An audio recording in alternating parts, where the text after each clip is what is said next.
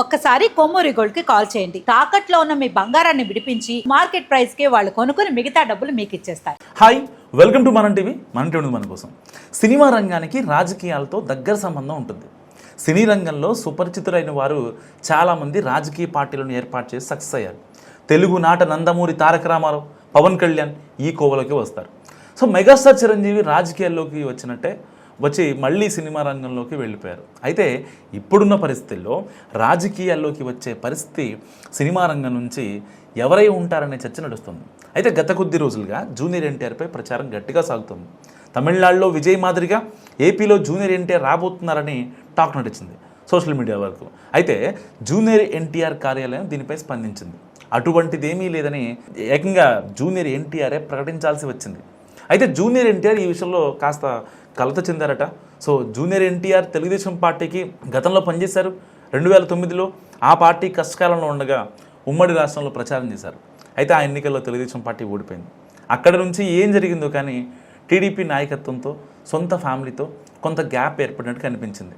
దీనిని మరింత పెంచి పోషించారు వైఎస్ఆర్ కాంగ్రెస్ పార్టీ నేతలు. తరచూ రెచ్చగొట్టే ప్రయత్నం చేశారు మాజీ మంత్రి కొడాలి నాని. పదే పదే జూనియర్ ఎన్టీఆర్ను తొక్కేశారంటూ సంబోధించారు. తెలుగుదేశం పార్టీ నందమూరి తారక రామారావుది అని దానికి వారసుడు జూనియర్ ఎన్టీఆర్ అన్నట్టు మాట్లాడారు.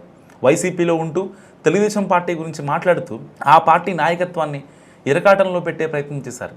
తెలుగుదేశం పార్టీ నుంచి గెలిచి వైఎస్ఆర్ కాంగ్రెస్ పార్టీలోకి ఫిరాయించారు వల్లభనేని వంశీమోహన్.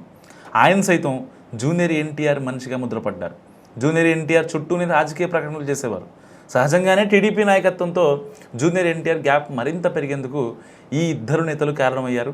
అయితే వైఎస్ఆర్ కాంగ్రెస్ పార్టీలో పనిచేస్తూ తెలుగుదేశం పార్టీ నాయకత్వాన్ని టార్గెట్ చేసుకునేవారు. ఈ క్రమంలో జూనియర్ ఎన్టీఆర్ పేరును తెరపైకి తెస్తూ వారిద్దరూ చేసిన రాజకీయం నిజంగా అంతా ఇంత కాదు.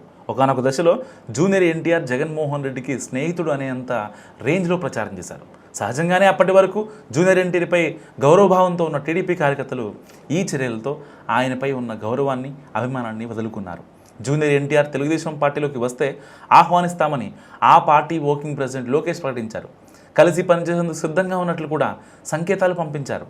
అయితే ఇప్పుడు తన పొలిటికల్ ఎంట్రీపై జరుగుతున్న ప్రచారం, సొంత పార్టీ ఏర్పాటుపై అత్యంత సన్నిహితులతో జరుపుతున్న చర్చలంటూ కొత్త ప్రచారం మొదలైంది. కానీ తెలుగుదేశం పార్టీతో పాటు ఆ పార్టీ నాయకత్వంతో పూడ్చుకోలేని గ్యాప్ పెరగడానికి మాత్రం ఆ ఇద్దరు కారణం అనేది జూనియర్ ఎన్టీఆర్ అభిప్రాయం. అందుకే వారికి స్ట్రాంగ్ వార్నింగ్ ఇచ్చినట్లుగా ప్రచారం జరుగుతుంది. ఇక నుంచి మీ రాజకీయాల కోసం నా పేరు వాడవద్దంటూ గట్టి హెచ్చరికలు పంపినట్టు కూడా టాక్ నడుస్తుంది. మరి అందులో ఎంత వాస్తవమో చూడాలి.